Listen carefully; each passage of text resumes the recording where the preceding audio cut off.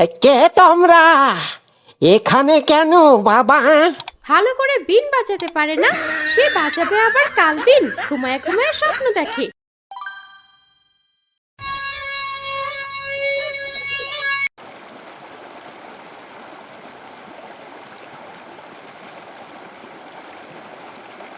এটা কে?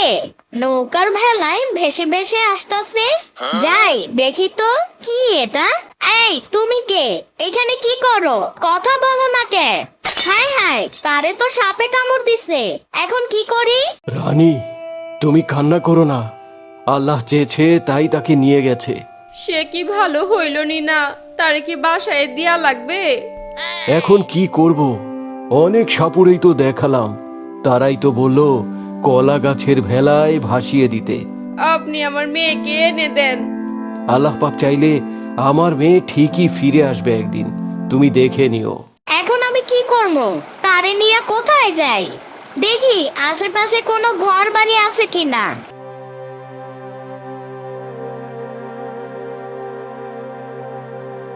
এই তো সামনে একটা কুড়ের ঘর দেখা যাচ্ছে, যাই এখানে, যাই।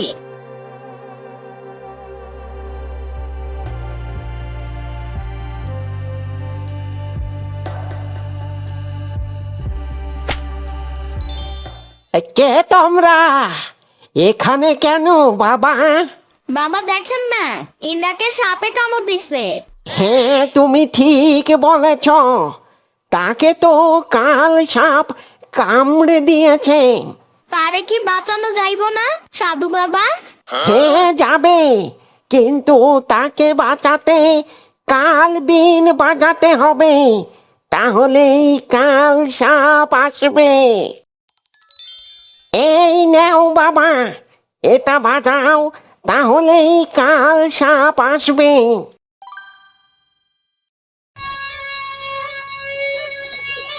কি গো, ইয়ামিন কই গেছে?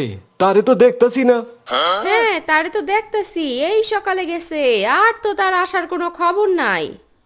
পুলাটা যে কই গেল? দুলাভাই, শুনলাম রাজার মেয়েরে নাকি নদীতে ভাসাই দিছে। হ, ঠিকই শুনছো, আমি গেছিলাম রাজার দরবারে। কি বলো, রাজার মেয়েকে বাসায় দিছে? কেউ কি ভালো করতে পারলো না? না গো, কেউ ভালো করতে পারলো না। তারে বাঁচাইতে কাল বিন বাজাইতে হইব। আমাগো কাছে তো সেইটাও নাই। দুলাভাই, যদি আজকে কালো বিনটা থাকতো তাইলে তো আমি বাজাইতাম। যদি ভালো করতে পারতাম তাইলে তো রাজার মেয়েরে বিয়ে করতে পারতাম, আর অর্ধেক রাজ্যের অধিকারী হইতাম। কত বড় আশা, রাজার মেয়েকে বিয়ে করবে? ভালো করে বিন বাজাতে পারে না, সে বাজাবে আবার কাল বিন, ঘুমায় ঘুমায় স্বপ্ন দেখে। কি এত বড় কথা?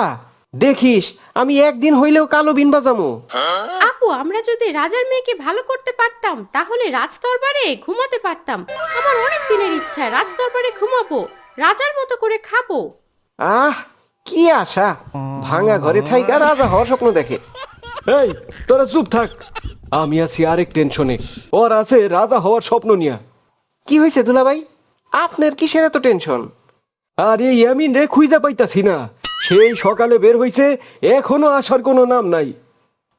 আচ্ছা দুলাভাই, আমি খুঁজা দেখতাছি, দেখি কই গেছে।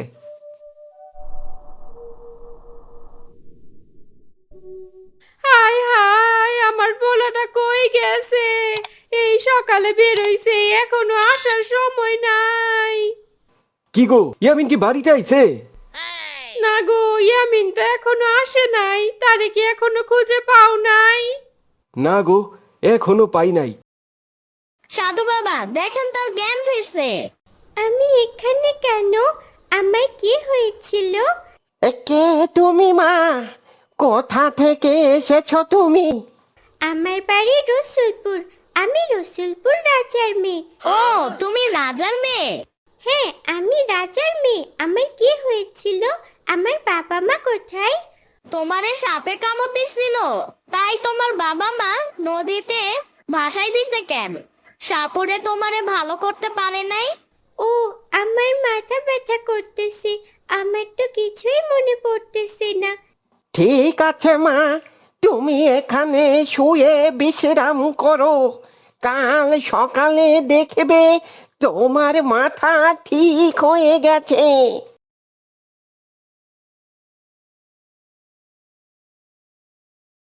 সাধু বাবা, আমরা তাহলে আসি। আপনাকে অসংখ্য ধন্যবাদ। হ্যাঁ, আসি সাধু বাবা। ঠিক আছে মা, তোমরা সুন্দর মতো যাও। আব্বু, আম্মু, তোমরা কোথায়? দেখো কাকে নিয়ে এসেছি। বাবা ইয়ামিন, তুমি এসেছো? তুমি কোথায় আছিলে কালকে সারাদিন সারা রাত? বাবা ইয়ামিন, তুমি আইছো? এটা কি রাজার মেয়ে না? রাজার মেয়েরে কোথায় পাইলা? আব্বু, অনেক কাহিনী। ওনাকে আমি ভালো করেছি কাল রাতে। এখন আমাদের খাবার দাও, অনেক ক্ষুধা লাগছে। ঠিক আছে, ঘরে চলো সবাই। চলো বাবা মা, সবাই চলো। আমরা সবাই রাজার কাছে যাই, রাজার মেয়েকে তার কাছে দিয়ে আসি। হ্যাঁ চলো আপা, দুলা ভাই, রাজার বাড়িতে যাই। অনেক ইচ্ছা রাজাদের বাড়িতে যাব। হ, ঠিক আছে ঠিক আছে, সবাই চলো।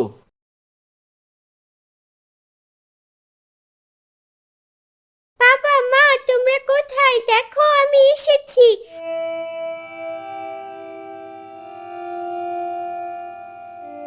মা, তুই এসেছিস? তুই ভালো হয়ে গেছিস মা?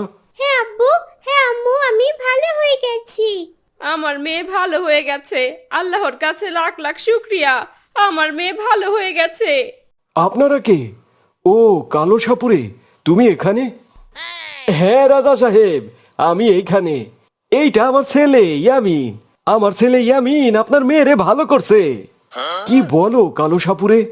হ্যাঁ রাজা সাহেব, আমি ভালো করেছি তাকে।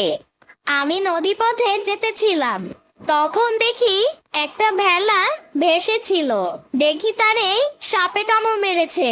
তখন আমি তাকে তুলে নিয়ে একটা গুহায় নিয়ে সাধু বাবার কাছে কালো বিন বাজিয়ে তাকে আমি ভালো করেছি। বাবা, তোমাকে অসংখ্য ধন্যবাদ। তুমি আমার রাজকুমারীকে বাঁচিয়েছো। তোমাকে ধন্যবাদ বাবা, তুমি আমার মেয়ের জীবন বাঁচিয়েছো। বলো, তুমি এখন কি চাও? না রাজা সাহেব, আমার কিছু লাগবে না। আরে কে বলেছে লাগবে না? আমি যা ঘোষণা করেছিলাম, এখন তোমাকে সেই পুরস্কার নিতেই হবে। না রাজা সাহেব, আমাকে লাগবে না।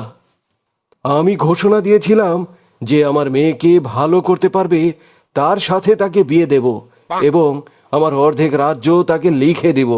যেহেতু ইয়ামিন আমার মেয়েকে ভালো করেছে, এখন তার সাথেই আমি আমার মেয়েকে বিবাহ দেব। ইয়ামিন ও রাজকুমারীর বিয়ে হবে। কি মজা কি মজা, আমার স্বপ্ন পূরণ হয়েছে। এখন আমি রাজবাড়িতে থাকবো। মন্ত্রী, তুমি সব কিছু রেডি করো। রাজকুমারী আর ইয়ামিনের বিয়ে কালকেই হবে এবং অর্ধেক রাজ্য আমি ইয়ামিনকে লিখে দিব। তার জন্য সব কিছু রেডি করো। ঠিক আছে রাজা সাহেব, আমি আজকের মধ্যে সব কিছু রেডি করছি।